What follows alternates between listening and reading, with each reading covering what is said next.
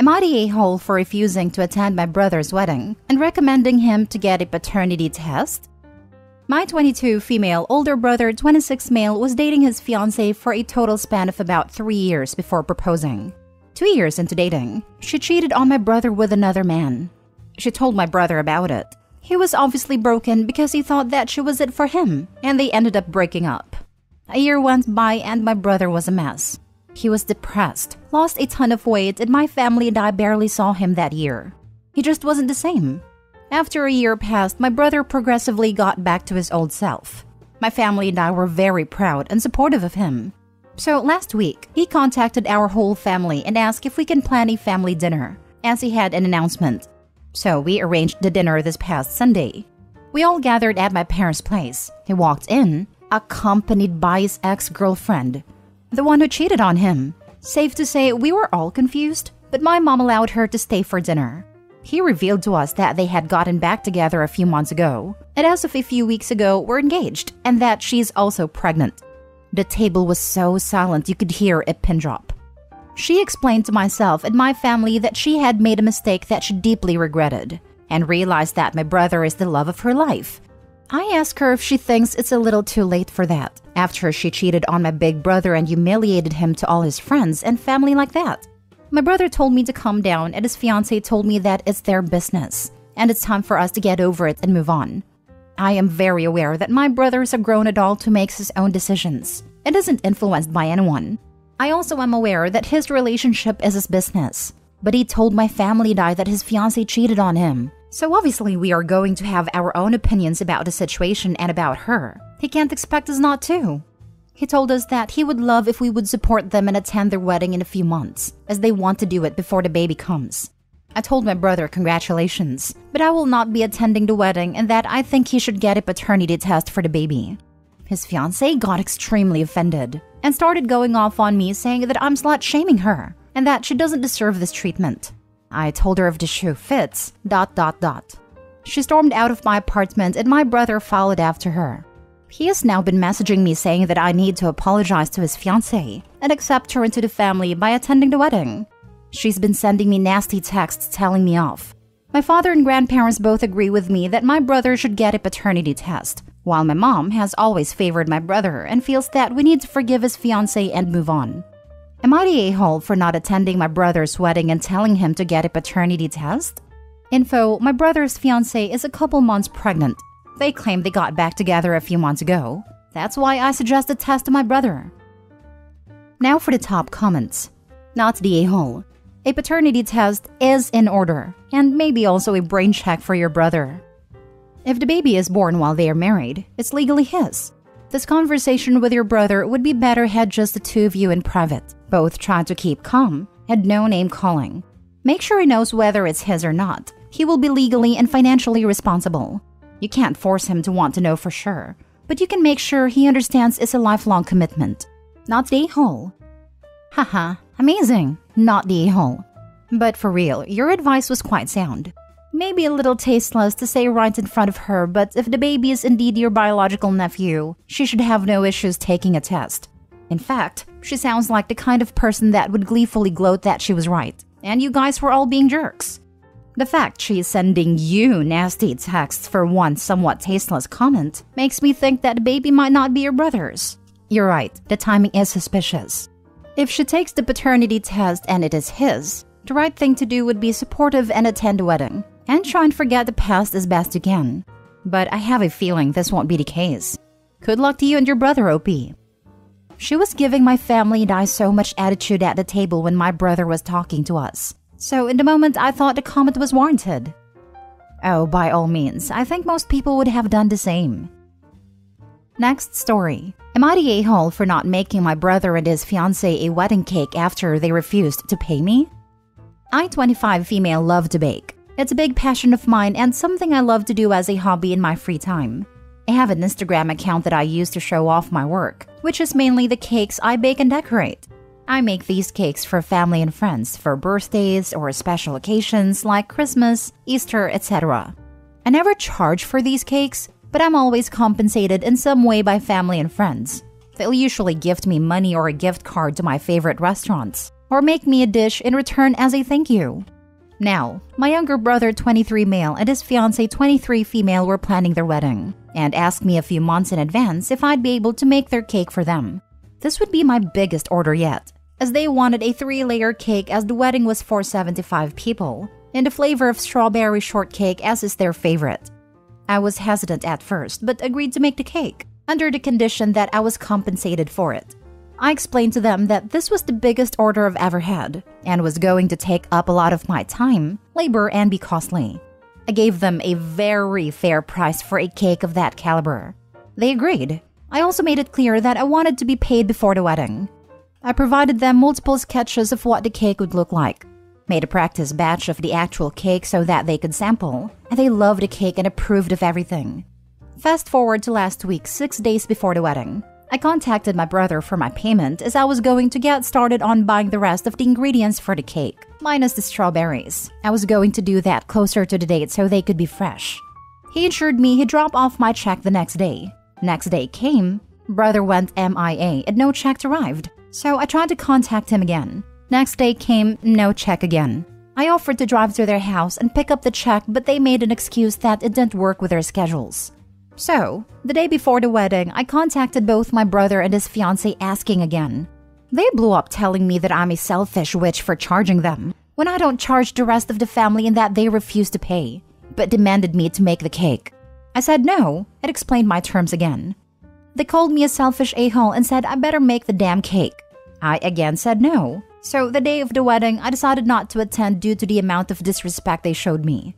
Well, my brother, his fiancée, and her family are now blowing up my phone, sending me all kinds of nasty messages. My family are trying to stay out of it, but don't think I should have screwed them like that. Am I the a-hole for not making the cake after they refused to pay me? Edit. I was charging them $400. They knew exactly what they were doing. For anyone who is giving you a hard time about it, tell them you're certainly welcome to make a free wedding cake for them. Not the a-hole. Worst part is, it wasn't just for them. It was by no means a small wedding. It was for 75 people. That's a lot of cake. Not the a-hole. And for a 25-year-old woman, you have a remarkably good ability to set and enforce a boundary, and not be guilted into doing things. I think many people in your situation would have made a cake out of a sense of guilt, and then just be resentful afterwards for being out all the time and money. Then they'd be posting here wondering if they are the a-hole for being mad and asking for the money over and over after the fact. Your way or the other way people would be mad, because they're entitled users. You shut it down on the front end. Well done. In fact, I would argue they still owe you about $50 for the time you spent making the sketches and the sample cakes. My money estimate is based on what you said about charging $400 for the full cake. Your brother and his now wife are entitled a-holes, but you're definitely not. You were upfront about the charges, and $400 for a 75-person wedding cake is pretty inexpensive. They agreed to this, and then tried to guilt you into doing it for free at the last minute. The fact that her family's piling on shows the familial level of entitlement going on there. This is the type of thing that would cause me to go either low contact or no contact. It doesn't sound like you'd be missing out on much. Next story. Am I the a-hole for being brutally honest with my friend before her wedding? My best friend for the last 10 years is getting married in a few weeks. This past weekend was her bachelorette party. She got quite wasted. But I don't drink a lot, so I played it safer and stayed pretty coherent. At one point, she was in the bathroom vomiting and crying, looking through pictures of her ex on Instagram. All the other girls were comforting her and talking about what a piece of trash he is, etc. The next maybe hour turned into fixation on her ex, how they should have been the ones married, etc. Her ex recently had a baby with his new wife, so I understand it may have opened old wounds, but they split up 5 years ago. I am also one of the few people who actually know why they split up. And all I can say is it was definitely her fault. After the hour, I tried to get us all out of the bathroom and continue the night. The next morning things seemed fine, but then my friend was going through her phone and saw she had called her ex 10 plus times.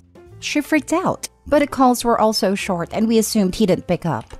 I told her she needed to delete his number from her phone and move on, because it wasn't fair to the guy she is marrying if she continues to be hung up on her ex. Everyone got really upset with me for being insensitive, and I was made to feel like it was my fault for letting her call him. Eventually, my friend asked me to go home early. I learned from one of the other bridesmaids that they spent the rest of the morning bashing me in addition to X. I was told that part of a bachelorette party is getting closure with old relationships, and my judgmental attitude ruined it for the bride-to-be. I talked to my sister about it, and she said while my friend was being ridiculous, that it's my job to put aside my feelings for the bride as maid of honor. We are all in our 30s though, and this seems very odd to me. Am I the a-hole? Edit. I just want to put this here as a lot of people keep asking I should tell her fiancé. In any normal situation I would agree, but in this case, she has been asked in the past to choose between him and her ex. She chose her ex, and made it clear to her now fiancé she would rather be with her ex. But her ex said he didn't want her and left, so she stayed with her now fiancé. So fiancé knows on some level, and telling him wouldn't be a big revelation, and likely wouldn't make him end the wedding. It would just make him sad and rub his nose in something that he is aware of. The other bridesmaids are not my friends. I'm only friends with the bride.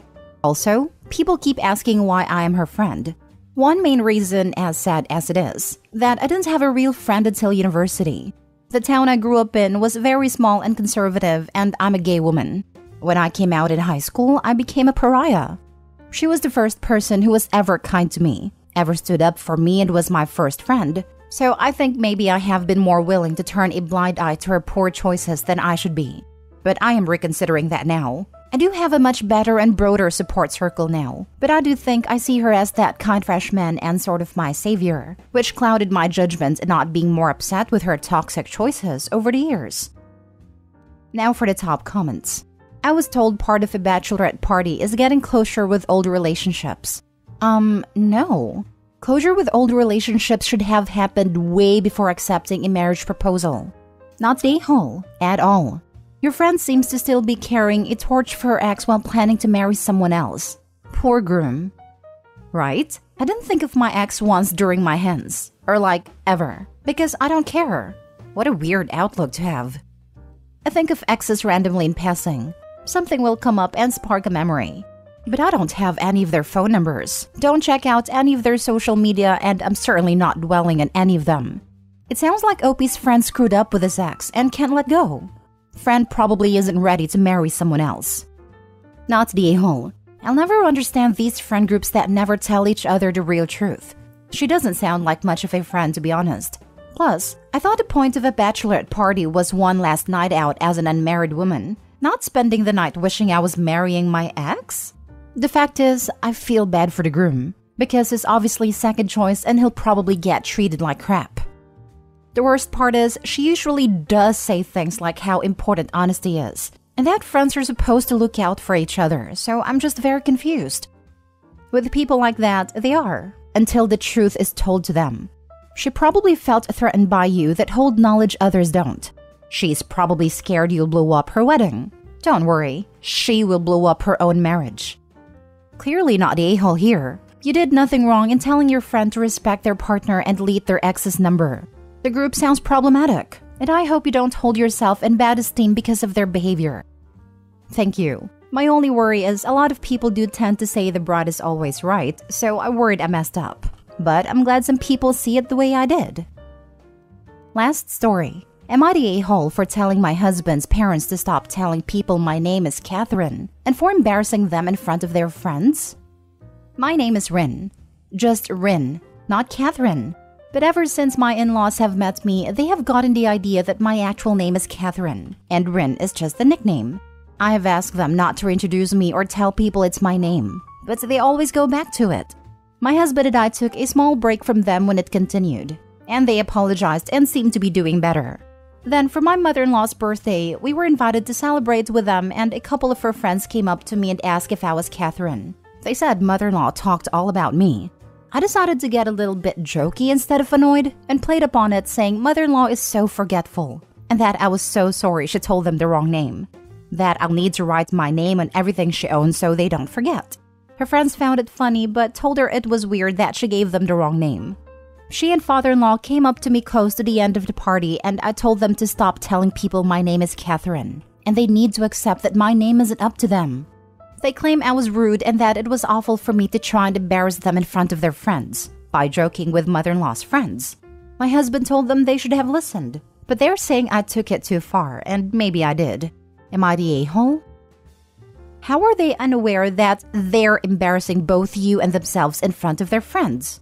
It's a basic of decent manners to get people's names right, to the best of one's abilities whenever possible. Not the a-hole, Rin. I like your sense of humor. You could always just add Kath to the front of their names. Hi everyone, I'd like you to meet my mother-in-law, Kath Margaret, and my father-in-law, Kath Robert. And this is their dog, Kath Fido. It is a catastrophe. What a couple of Kath holes. Not the hole. Can I introduce you to Brian, my mother-in-law, and Stephanie, my father-in-law? This made me chuckle a bit, because they hate the trend of boys' names on girls. So I could see some mouth foaming going on if anyone did this. Not the hole. This conversation should never have gone past. You. Hey, mother-in-law. I'm Rin. Nice to meet you. Mother-in-law. Oh, hi. I've never heard that name before. Is it short for Katherine? You. No, just Rin. Mother-in-law. All right, nice to meet you, Rin.